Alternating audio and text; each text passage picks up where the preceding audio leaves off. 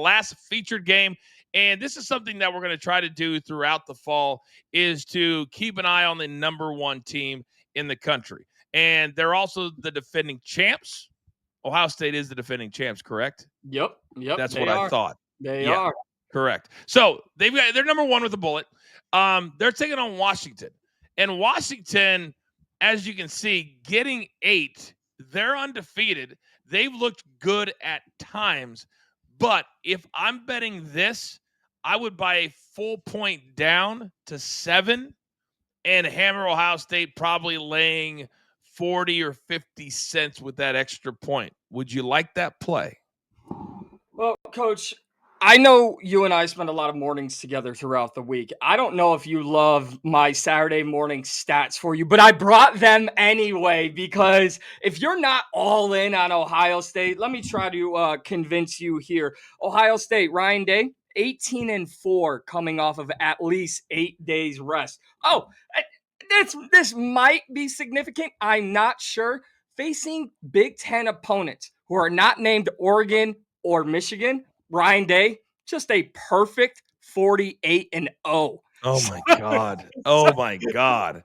So you look at that number 8 and you're like, and you want to give Washington a little bit of hope. They're 3-0, right? They have a very dynamic running back in their backfield, but they have a first-year starter, and he's going to the shoe. Yeah, no. No. Give me Ohio State all day on this one. I don't need to add anything to that. Boom. Drop the mic. All right, one more thing, then we're going to get the hell out of Dodge. Our upset special of the week. You're 2-0. I don't even know what our criteria is, other than they've got to be plus money or plus points.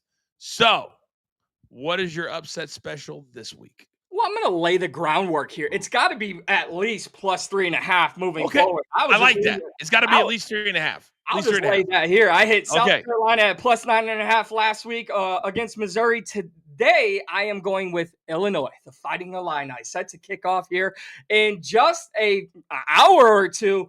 I know, Coach, I know. But when USC coach Lincoln Riley goes, we had the late game on the West Coast, and now we got the early game in the Midwest, I don't think it's fair. That's great. You know what I also don't think is fair? Illinois is 8-1 at home since the start of last season. They're plus 6.5 on this game. Both teams are coming in with a lot of injury questions. One team will be up and ready this morning. One team may have a little jet lag tiredness. Give me Illinois plus 6.5. Hey, man, I got to be honest. Last week in Utah, I think that was a very real thing. It was a 10 a.m. local start in Utah. I think they're still trying to figure out if they've started that game yet. My goodness. So you're traveling from L.A. to Champaign? Yay?